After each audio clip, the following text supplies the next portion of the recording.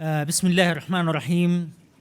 يسرني أن أرحب اليوم بالطالب البريطاني المعجزة اران فرنانديز في الأردن، ونتمنى له إقامة طيبة ومفيدة، وخاصة أنه يشارك كمتحدث رئيسي في المؤتمر العالمي للتفاضل الكسري وتطبيقاته الذي بدأ اليوم في العاصمة عمان ويستمر حتى يوم الأربعاء.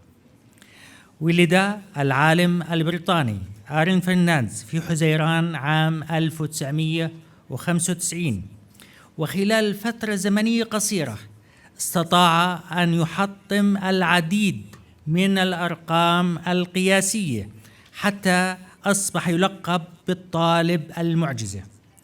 فقد تميز بالعديد من الأمور.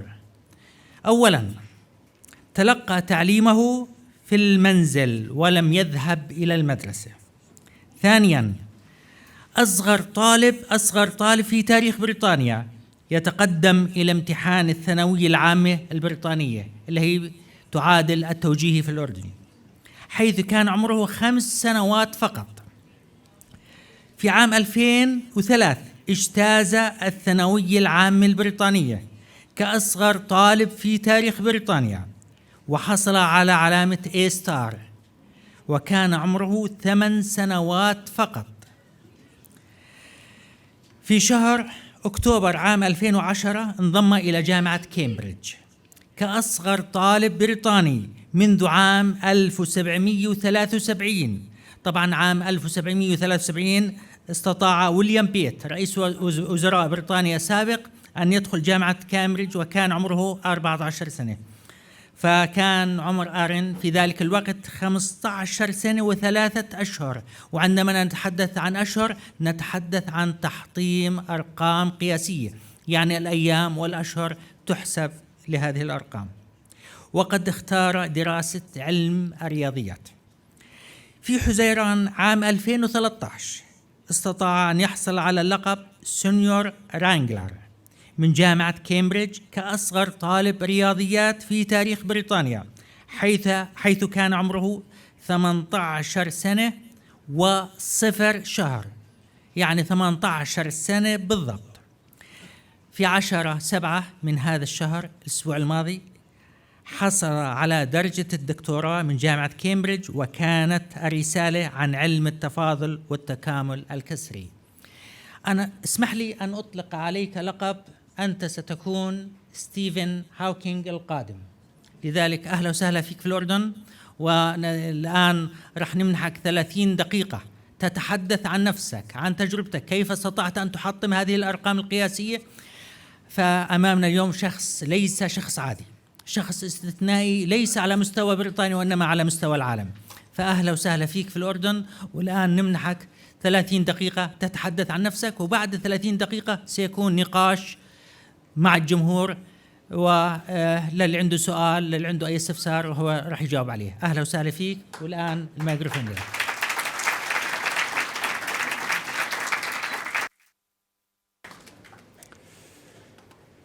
Thank you for this very nice introduction. So I think there will be slides appearing in a moment. Here we go. It started in the middle. All right, so I've titled my talk Mathematics, a Passion Between Arts and Sciences, which sounds as though it's about the subject, but the outline, I'm going to be talking also a lot about myself, so it's biographical, about my career and my life so far. And through the lens of my experience, I hope to illustrate important general ideas about study and work and success and mathematics. So my talk is split into 4 sections. I start off talking about my early years, how it all started, and then go on to student years when I talk more about Cambridge and about maths, and then more recent years when I go into academia and into full-time research, and then I finish off by some more philosophical discussion about various different points, and then open the floor for questions and answers. And before I begin, I would like to say many thanks to Professor Shahir Momani and to the Abdul Hamid Showman Foundation for this opportunity to meet you all and speak to you here. So, starting from the beginning, back in 2001 to 2003, I was taking my mathematics GCSE, which is an exam in Britain normally taken by students aged 16. And back then, I looked like this. So as you can see, I had this early start. I was encouraged towards studying and specifically towards mathematics from a young age. And part of the reason why this was possible for me, why I was able to get this early start, was due to home education. I never went to school. I was educated by my parents at home, not only on maths, but in all subjects. And this system has various advantages. It gives you a flexible schedule and workload. You don't have to take classes at a particular time or have a particular load of homework. And especially, you don't need to take exams together with everyone else. So this is how I could take these exams so early. When other people were age 16, I was age 5 and taking the same exams. Home education also gives you the ability to focus on your passions. You can study the things that interest you, and you don't have to be bored by studying unnecessary things. So why mathematics in particular? Well, I have to be honest, when I first started being interested in maths, it was more because I was encouraged by my parents, because I was so small at that time. And my parents both had an amateur interest in maths. They're not mathematicians, but my father started a maths degree and dropped out, and my mother studied economics for the reason that it had a lot of maths in, which always made me ask why she didn't study maths instead, but there we go. So, of course, by now I have my own reasons for being interested in maths, and I think I can summarize this by saying that it combines both beauty and certainty. Firstly, there's the aesthetic beauty and elegance of mathematical objects. And this is why maths is sometimes called the study of pattern.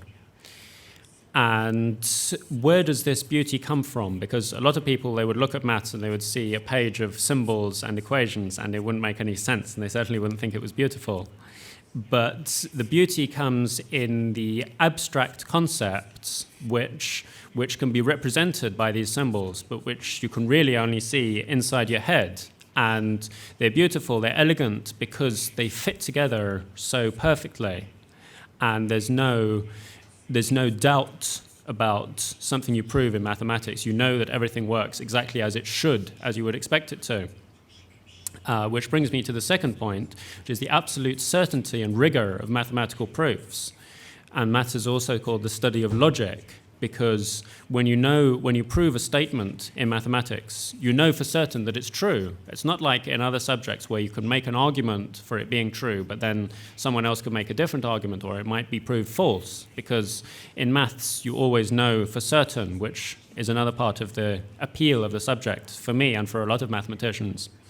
And I like to summarize this is a little catchphrase of mine: mathematics is more beautiful than art and more certain than science. Okay, that was quite big. And this might annoy some artists and scientists, because, of course, it's making it sound as though my field is better than their fields. But there is a sense in which this is true. Why is it more beautiful than art? Because art is beautiful, of course, but it's beautiful in a very subjective way. You could say that a painting is beautiful or a symphony is beautiful, but you could change it slightly and it would still be beautiful, even though it's different, it's not the same anymore. Whereas in maths, there's only one truth, and that has a different kind of beauty because it has this perfection, and if you changed it, it would lose all of its beauty. And more certain than science, this is much easier to justify, because in science, in physics, for example, you might think that something is true about the world. You have a hypothesis, you think that the world works in a particular way, and your observation might match this hypothesis. But then at some later time, you find that you get new observations and you find actually it doesn't work the way you thought, and then you have to go back and change everything. Whereas in maths, once you've proved it, you know that it's true, and nothing else can come along later and change that. So that's why mathematics. Now I'm going to talk, don't worry, there are some mathematical symbols here, but the talk as a whole will not be technical. So this is my first glimpse of fractional calculus. I'm talking about this mostly to show you how someone might get into a particular area within. I've justified why I was interested in maths, but now why a particular part of maths to research. So this is when I was learning about calculus for the first time. Calculus is something that everyone learns about in school when they do maths.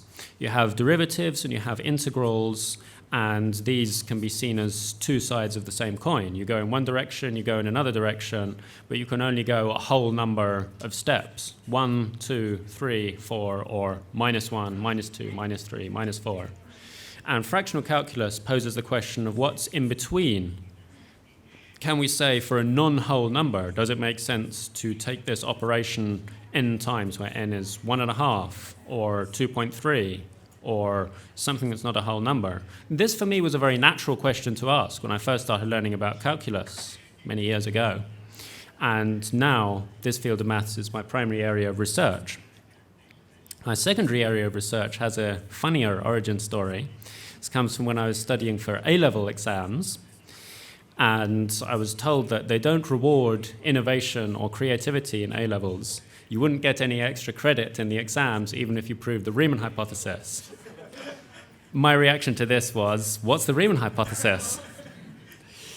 And now this field of maths, which I found out about in such a surprising way, is my secondary area of research. The Riemann hypothesis is a statement in analytic number theory. Okay, so now I'm moving on to my student years, which is when I first entered Cambridge University. Cambridge and Oxford are the oldest universities in Britain and some of the oldest in the world. They were founded in the year 1209 and somewhere around 1096 for Oxford. So, of course, being so old, they have many strange traditions and systems, which I was going to talk a little bit about. Maybe I'll just skim over this. I say that they're both excellent universities, of course, but Cambridge tends to focus more on maths and sciences, whereas Oxford goes into things like politics and philosophy and languages. Oxford is better on those subjects, but Cambridge is better for science subjects. So this was, of course, my first choice when I was looking for a university to apply to. And this, by the way, was my first experience of any sort of institutionalized education. Since I never went to school, I was at home and then straight into Cambridge University. There were some problems because Cambridge is organized into these colleges, which they don't do teaching, but they do admit students. So I had to find a college which would be interested in taking me. And most colleges didn't want to take me, even despite the fact that I'd already achieved some kind of success and made headlines for doing things at a young age, because they didn't want to take a young student. They thought it might be some sort of risk for them. And so I had difficulty to find any one college in Cambridge which was willing to accept me. But eventually I did. And so this was the start of my university career in 2010, when I became the youngest student at Cambridge University for more than 200 years. It's often said I was the youngest since William Pitt the Younger, who was, as Professor Moumani mentioned, he became Prime Minister later on, but I don't plan to become Prime Minister. I was aged 15 years and 3 months, and someone asked me earlier, why do I say this 3 months? It seems, why am I so precise? And the answer is, again, as Professor Moumani mentioned, we're talking about age records, and there was somebody else who was 15 years and 9 months. I mean, it's 3 years younger than the average age of entering university, but there have been other young people in the last 200 years, just not quite that young. Anyway, here on the slides you can see what I looked like then, starting at Cambridge. And I joined a college which is called Fitzwilliam, and that was one of the newer and poorer colleges, which gives me a slight disadvantage compared to students who see big professors and Fields medalists regularly at dinner. But in terms of teaching, it's mostly the same across all colleges, so it wasn't much of a disadvantage. Okay, now we've got to the point in my career where I'm studying mathematics full-time rather than maths among other subjects. So perhaps it's time to talk about what is mathematics. Now, I'm going to give a quote here which comes from a friend of mine who's an applied mathematician who once said this, which I liked so much that I've taken it to heart. Pure mathematicians always generalize. This is, for me, a lot of what maths is about. You know about some specific object. It might be a real-world object, or it might be some basic mathematical object, and then you want to make it more general. You want to go up a level, and you want to say, oh, this is just a special case of something else which is interesting for whatever reason. And this is often the philosophy in pure mathematics. You know about one field, and then you want to generalize it and prove something that goes up higher. Another thing that maths is all about is abstraction, because we don't study the real world as such. Scientists study the real world, but mathematicians study ideal concepts. And a motivation for this is that we study ideal concepts in order to understand real objects. So if we take a piece of string, that's a real object. But in mathematics, we wouldn't study a piece of string as itself. We might idealize it as a line. And a line is a mathematical object which doesn't actually exist, but it's a good model for a lot of things which do exist. And in some sense, this simplifies things because a piece of string has more complications than a line, but it also makes them easier to study, easier to say things about them. Another of my personal takes on maths is that it's the study of the infinite.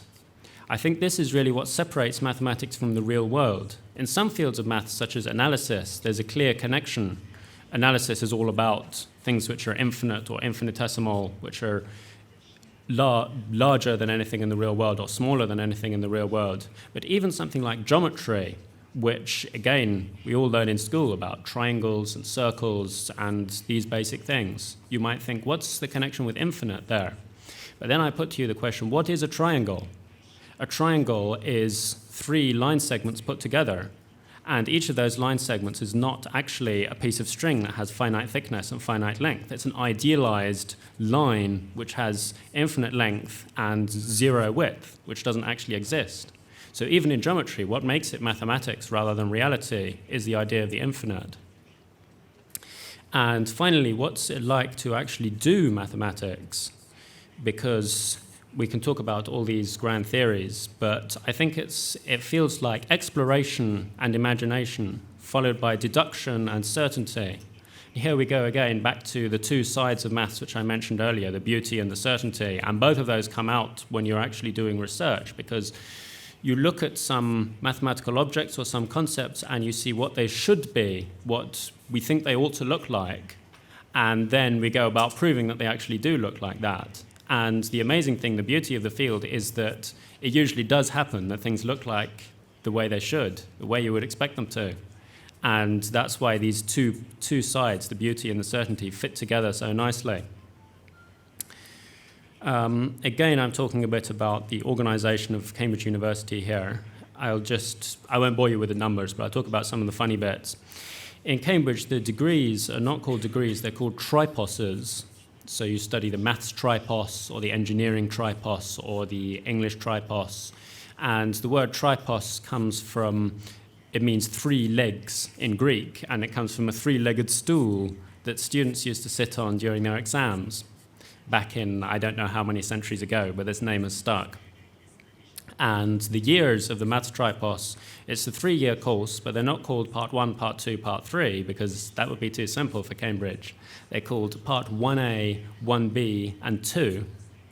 And then there's the optional 4th year, which is called part 3.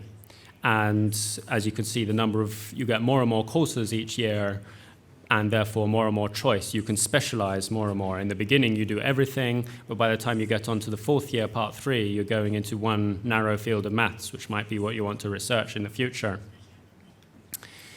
So my studies, again, I won't bore you with exact numbers. The takeaway from this is that I was a year ahead during most of my studies. So in my first year, I did all the second-year courses as well as the first-year courses. And then I kept being a year ahead until the 4th year, when I just continued doing 4th-year courses after having done a load in third year. It also looks as though I'm doing fewer courses from year to year, which is true, but that doesn't mean I was working less hard, because it just means I was also doing other things which were not in the structure of university courses. I was studying from textbooks, and I was even trying to start research, especially in the fourth year.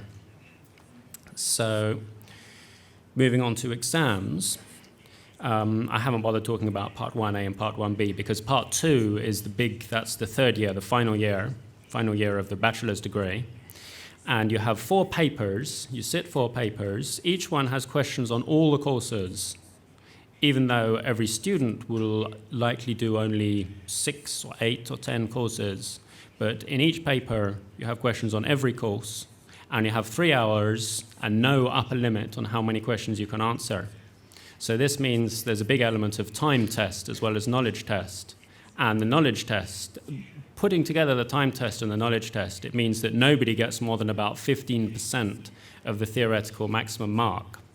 If, in theory, somebody could solve every question in the paper on every course, do them all perfectly, nobody ever does more than 1/6 of that. And another funny thing at Cambridge, they have this reading out ceremony, specifically for maths, specifically for Part 2. It doesn't happen in other subjects or other years. And what happens is that people go to this big building in the city centre, which you can see a picture of here, and you get examiners standing on the balcony above a big crowd of people, kind of like this room, but could be students, professors, or parents, all sorts of people. And high up above them are the examiners, all dressed up in their academic hats and gowns and everything. And they have a piece of paper, and they read out the names of all the students who've done the exams and what grade they got, first class, second class, third class.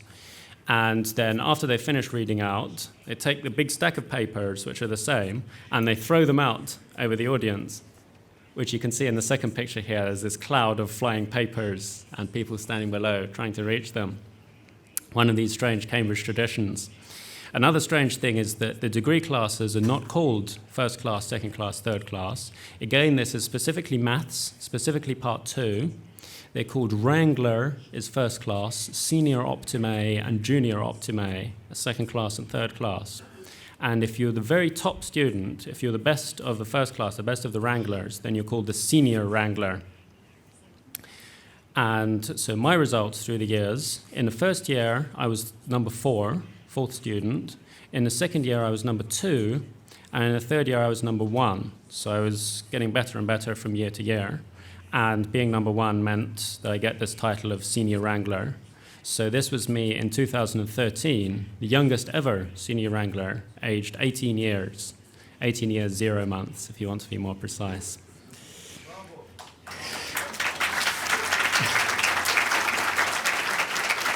Thank you. Thank you. Okay, so this was the end of my undergraduate studies. So where to go next?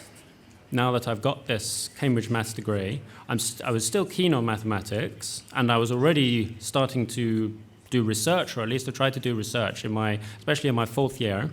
So the obvious career move for me was to move on to do a PhD, a doctorate.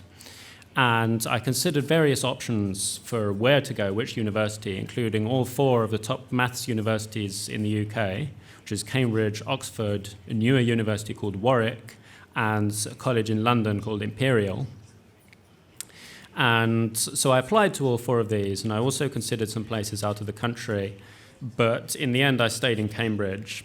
It was the place where I'd already been. I was familiar with it. I had an almost unconditional offer. All I had to do was pass in Part 3, which is much better than the offers most people get. And my supervisor there is a very open-minded professor. He's interested in many, many different things, and he doesn't see his students as just research assistants. He lets them go and work independently. He says, just go and do your own thing, come to me if you need help, which I liked. So everything pointed towards Cambridge, and I joined the Department of Applied Mathematics and Theoretical Physics, or for short DAMTP, or DAMPT, as it's called. But my research is pure mathematical. There's a department of pure mathematics as well, but I joined the department of applied mathematics mostly because my supervisor is there. And I'm happy with that. I don't wish I was in the other department. So the world of academia, what's involved at this stage? What has my life been like for the last few years during the PhD? Firstly, of course, there's research, which is creating and discovering new mathematics. Then there's teaching, which is actually optional for British PhD students, or at least Cambridge PhD students. You don't have to do any teaching, but I think teaching is good because it's training the next generation of scientists, and this is a valuable thing to do and also a valuable experience, but I'll say more about that later. And thirdly, there's outreach. I'm not sure if that's the right word to use, but I'm talking about contact with other people, both inside and outside of the field. So it could be professors, other PhDs, other researchers, or it could be students doing other subjects, or it could be people like you. Giving a talk like this is definitely outreach. This is something somebody asked me about just a week or two ago, is like, how do you cope with the research life? Because research always has its ups and downs. There are some times when you make the discoveries, you do the things you're hoping to do, and then you feel great and you love it. But there are also some times when things don't go the way you'd expect, or you don't have any new ideas, and you feel depressed, and it always has its ups and downs. There are good times and bad times. And so I think that you need more than just loving the field you're working in. I mean, the dream, the theory is that it's enough just to love your subject. And it's probably necessary to love your subject, but I have to be practical and say that you need more than that. You need some kind of motivation as well as loving your field, because when you have these downs, you might not feel so happy about it anymore. And then you need some other kind of motivation, like you really want to end up being a professor, or you really want to just some sort of motivation as well as the pure love of the subject. I'm going to talk a little bit about my research, again keeping it non-technical. So like I said before, there's two strands of my research, fractional calculus and analytic number theory. So fractional calculus is the study of taking these operators, differentiation and integration, to non-integer orders outside of the whole numbers. Now, classical calculus, where we just use the whole numbers, we know how that behaves. That's been very well studied for hundreds of years. But which of these properties of classical calculus still hold true in fractional calculus? This is a key idea of my research, is to develop the mathematical foundations. Fractional calculus has a lot of applications to the real world. That's not what I'm doing. I'm a pure mathematician, so I'm interested in how does it work? How does it fit together? Taking these results from classical calculus, what does still work the way you'd expect and what doesn't? This is what interests me, and in particular, there are many different ways of defining fractional calculus, different models, which are not all equivalent to each other. And as these are new ones are coming along every year, because the field is growing so fast, and each one needs mathematical development, so there's always new work to do, and the amount of new work to do is just growing. So I don't think this is a field that's ever going to run dry and leave me out of a job. Analytic number theory is quite different. This is a field of maths which comes between analysis and number theory, which are two very big topics within mathematics. You apply analytic techniques to these special functions which are related to the distribution of the prime numbers, which is very important in number theory. So you can see both the analysis and the number theory here. One of the greatest unsolved problems in mathematics is in this field. That's the Riemann hypothesis, which I mentioned earlier. It's been unsolved for 150 years. It was proposed back in 1859. And if anyone proves it, they would get $1 million from the Clay Mathematics Foundation. The Lindelöf hypothesis is a weaker statement about the growth behavior of this function rather than where it equals zero. So it's weaker in the sense that if someone proved the Riemann, they would also prove Lindelöf, but not the other way around. And this Lindelöf hypothesis, I've been part of a team which is working on this. And a key idea here, another of these nice catchphrases, is that new points of view enable new breakthroughs. If you just keep working on a problem in the same way that other people have been working on it for years and years, then you might make small improvements, but you won't make big breakthroughs. If you want to make big breakthroughs, you often need to look at it from a different point of view, either to have experience in another field different from what a lot of people have, or just to think of it in a different way, examine the problem from a new angle. And this is the idea we've been applying in our work on analytic number theory. We've used asymptotic methods for oscillatory integrals. These methods are more often associated with applied mathematics or even engineering. In particular, they're very much analysis rather than number theory. But we've been able to apply these methods to the field of analytic number theory in order to get new results. Hopefully I haven't bored you too much talking about the mathematics of my research. Moving on to teaching. Now, this is a quote from my supervisor in Cambridge, who said that there are two ways to learn something properly, either to teach it or to research it. Because when you learn something as a student, you might go to lectures, you might read books, and then you learn it. To some level, you know the material, but you don't really have the deep understanding until you've either been able to explain it to other people, to introduce new people, to teach the field to someone else, or to go into research. Then, of course, you have to understand it very deeply in order to find new results in the field. So I've already talked about researching, so now moving on to teaching. Again, the way teaching works in Cambridge is this unusual system where you have lectures given to all the students together in a big room by a professor. Then you have these things called supervisions, which is a professor or a postdoc or a PhD student just meeting one student or two students on their own to go over problem sheets together. And this is what I've been doing as a PhD student. I find this is a rewarding experience. Here is a list of the courses I've taught, which is probably not very interesting. Anyway, I find teaching a rewarding experience because it's about helping people who are where you used to be. You can remember when you were a student learning the same thing. And so you know where these people are likely to have problems and how to help them resolve those problems.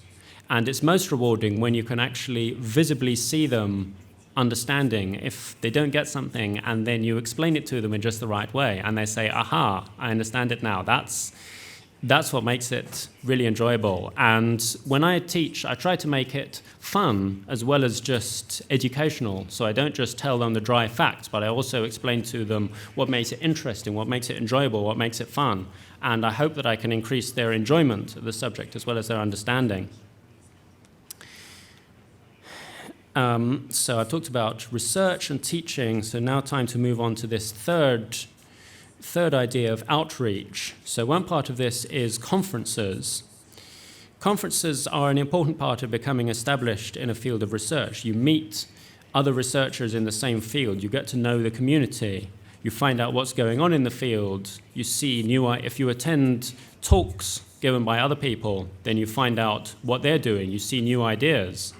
And if you give a talk yourself, you get to promote your own work, not just to anybody, but to a good audience who are in the same field and who will understand what you're talking about.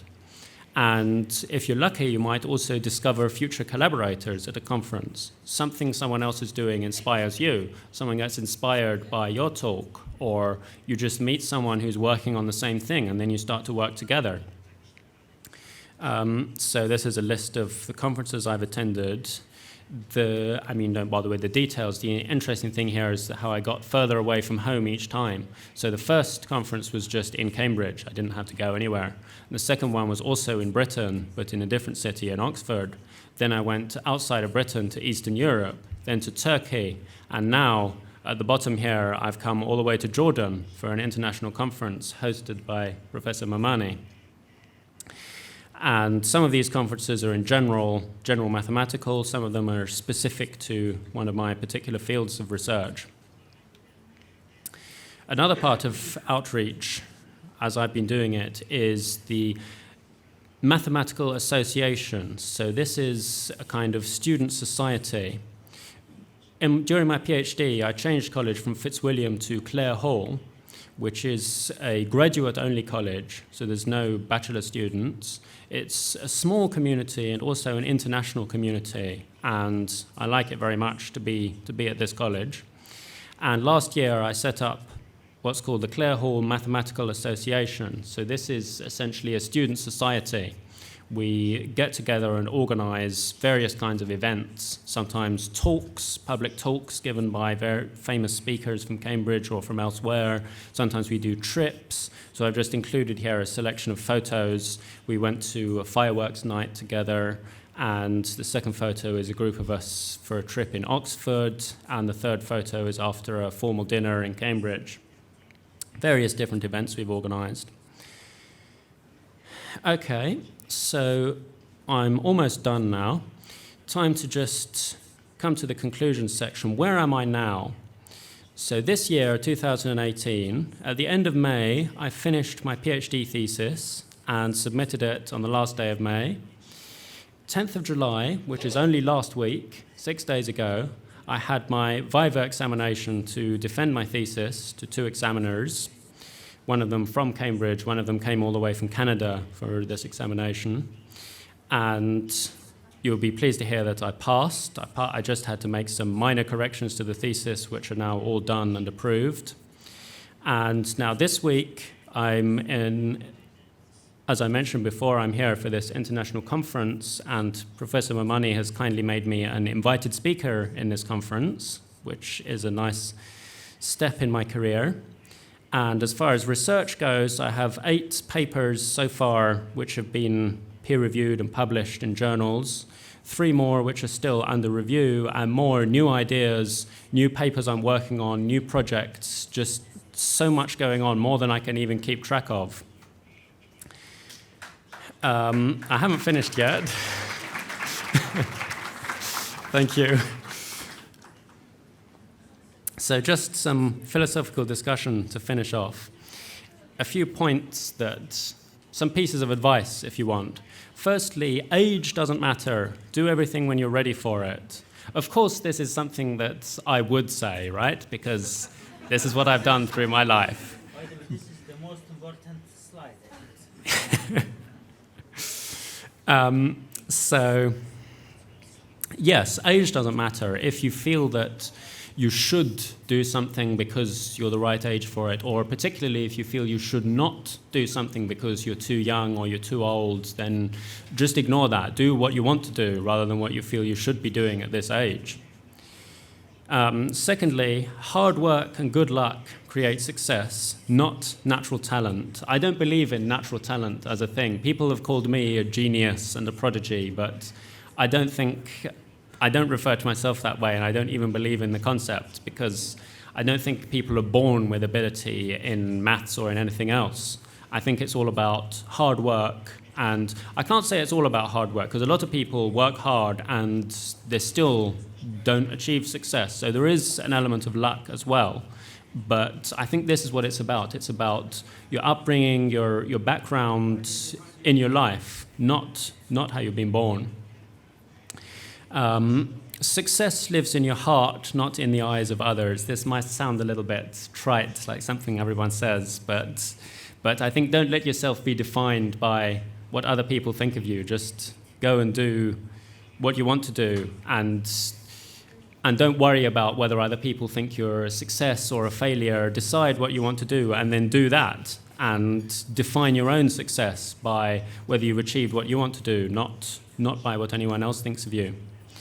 And finally, find good advisors, but think for yourself. So there's 2 sides to this. I think it's very important to find people who can give you good advice, who can prepare you for the world. And so in my academic career, I've been lucky enough to have at least 2 very good advisors. One, my supervisor in Cambridge, and one professor who I met in a conference, by the way, who has been giving me a lot of invaluable advice in the last few years, without which I couldn't have done anywhere near as much as I have. So to these 2 people especially, and to a lot of other people, I owe a great deal. But also, you shouldn't listen blindly to anyone's advice, no matter how good an advisor they are. Always think for yourself, because even if they're right, decide for yourself that they're right, and think about why they have a good point and why they're saying what they're saying, and maybe sometimes they're wrong because everyone has biases. So don't follow anyone blindly, which I suppose fits into some of the other points here. And in these points, I do think these are all good points and pieces of advice that I wanted to give. I've also phrased them in order that if you look at the first letter of each line, it's a little thank you to the Abdul Hamid Showman Foundation. And with that, I'd like to say thank you and finish.